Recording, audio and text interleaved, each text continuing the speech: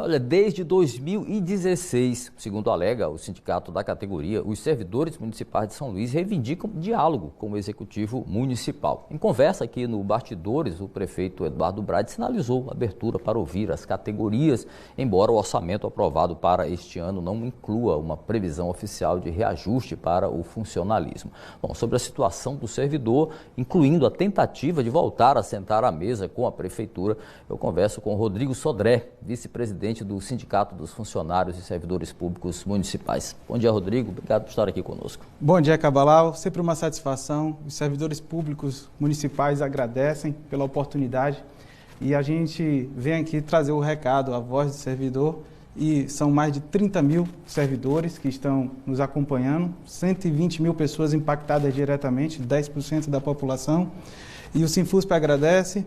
Em nome da nossa presidente, Lúcia Barbosa, que não pôde estar aqui hoje, e o histórico de luta do Sinfusp em mais de 30 anos sempre foi pelo reajuste salarial, pela luta pelo servidor, pelos trabalhadores, e a gente agradece ao Sistema Mirante pela oportunidade de, mais uma vez, conceder esse espaço. Obrigado, Rodrigo. A propósito de reajuste, quero começar logo falando sobre esse assunto, como o sindicato, como os servidores receberam o fato de não estar previsto, pelo menos oficialmente, no orçamento de 2022, um reajuste para os servidores. Os servidores receberam essa notícia com forte dificuldade, né? Porque nós estivemos na Câmara no dia 29 de dezembro, fizemos uma incursão na Câmara para ser aprovado a questão do reajuste salarial. Infelizmente, a Câmara não concedeu a previsão que estava lá, de 7,5%, mas os servidores continuam na luta pela campanha. E existe um forte anseio da categoria, porque desde 2016 a gente está sem reajuste.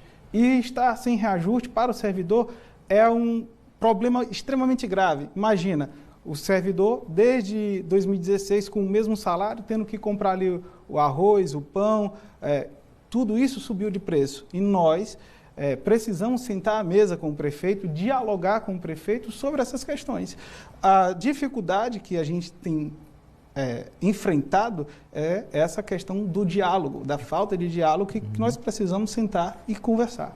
De fato, sobre essa ausência no orçamento e partir da Câmara, há uma questão legal aí, realmente não havia como isso ser viabilizado, e em conversa aqui no Bastidores o prefeito se mostrou aberto a esse diálogo. Bom, no final do ano passado, dezembro, no início de dezembro, os servidores fizeram uma Assembleia Geral e, claro, o reajuste foi a pauta ali principal desse encontro. Quais foram os principais pontos dessa Assembleia e quais serão os caminhos de reivindicação esse ano? De fato, no dia 16 de dezembro do ano passado, nós fizemos uma Assembleia Geral extraordinária e lá foram aprovadas algumas pautas, né? Dentre elas, a questão do reajuste. A gente pede 11% de reajuste. Isso aí é apenas o limite da inflação, né? Referente à inflação. A gente pede a criação de um piso salarial aos SPs, porque não temos hoje no município nenhum tipo de impedimento para aumentar um piso salarial aos SPs. A gente pede também que seja atualizada a tabela de vencimentos. Hoje o município tem vencimento com R$700, né, de vencimento, então não dá para aceitar essa defasagem salarial gigantesca. Então, existe ainda a questão do plano de cargos e carreiras e vencimento, que o município precisa dialogar conosco. Estamos com mais de 15 anos de existência do plano de cargos, carreiras e vencimento, e em 15 anos nós não tivemos 1.000 servidores habilitados à promoção, que é aquela ascensão na carreira vertical. E trariam algum conforto, algum benefício. Então, a gente tem mais de 3.300 servidores hoje que estão aptos à promoção e não são efetivados, não são implementados. Então, o sindicato teve que entrar com ação na justiça, inclusive, para obrigar o município a cumprir o dever legal de realizar a promoção.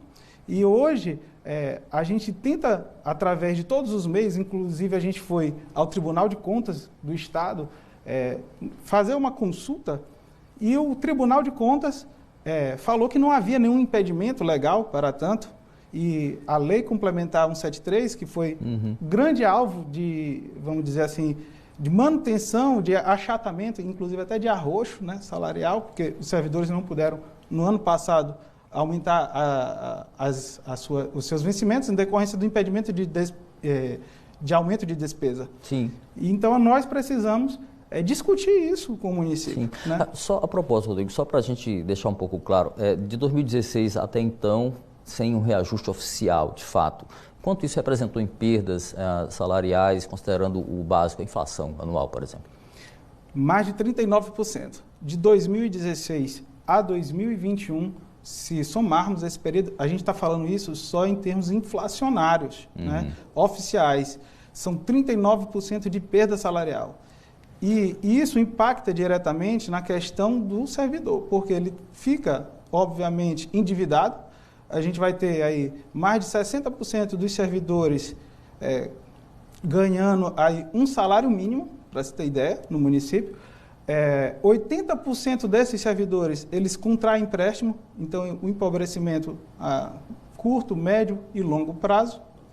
A gente tem ainda uma questão de sobrecarga de trabalho, porque o servidor, ele infelizmente vai se submeter a uma jornada de trabalho ainda maior, ele vai ter que fazer mais atividades para poder trazer um pouco mais de dignidade para dentro da sua casa. Então, nós precisamos realmente discutir com o poder público essa questão, porque a gente vê que, de fato, né, São Luís tem feito obras, né, nesse sentido de estruturação da cidade, mas a gente também precisa discutir a estruturação dos servidores. Bom, a propósito de discussão, de fato, são mais de 30 mil servidores e qualquer percentual de reajuste, isso vai causar um impacto enorme, gigantesco nas contas públicas. Então, além de propor um percentual de reajuste, o sindicato, os servidores, eles apresentam também como viabilizar esses recursos para esses reajustes? Rodrigo? Sim, o sindicato, ele hoje fez levantamento, por exemplo, Cabral, a lei manda que 40% dos cargos sejam ocupados por servidores de carreira, mas a gente não tem visto isso sendo realizado. Então, se o município utilizar da mão de obra que já existe, que a gente tem mão de obra qualificada para tanto, tem a capacitação que também pode ser realizada, né? Se o município utilizar desse recurso que já existe, porque, de fato, os servidores que são município, nós somos servidores da casa e gestores estão servidores da casa, né? Eles não são, nós somos servidores.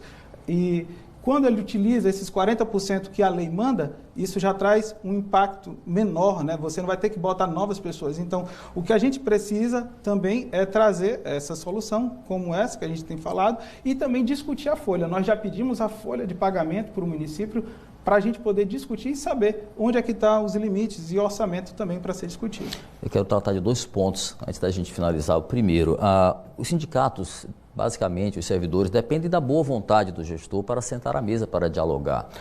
Existe alguma proposta de um mecanismo legal por parte do sindicato para que garanta essa mesa de diálogo, essa mesa de negociação, independentemente de uma boa vontade ou não, e sim um mecanismo para garantir esse direito básico de apenas dialogar?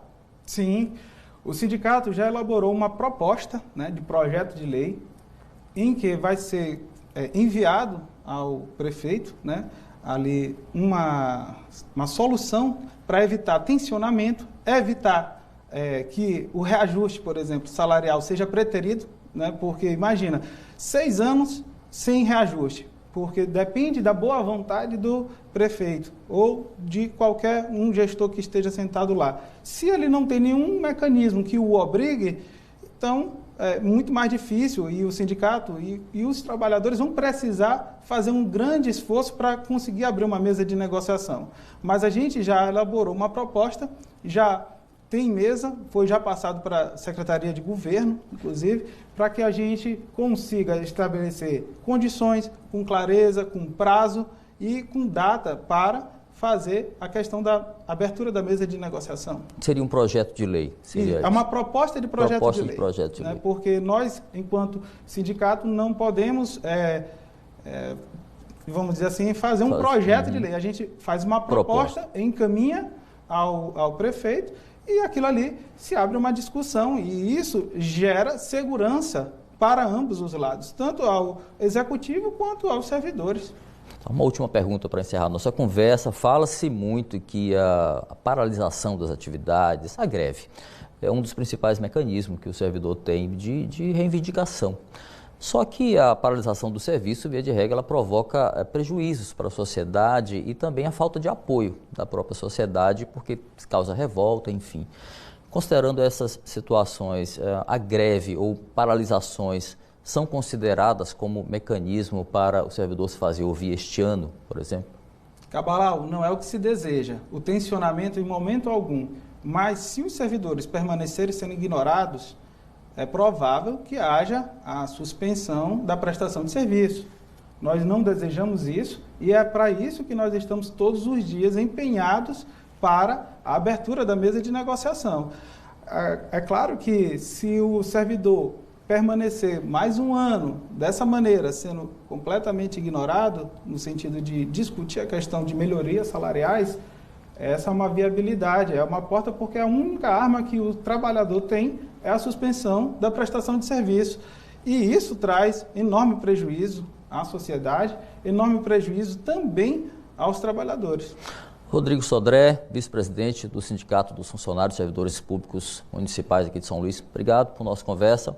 Bom dia, que seja um bom ano para o servidor. Obrigado, Cabral, e a gente agradece também e faz o convite público ao nosso chefe do executivo, também às outras entidades classistas, a gente fazer a abertura da mesa de negociação, que é o que se espera do município de São Luís. Obrigado, Rodrigo. Um ótimo dia a todos, uma ótima semana.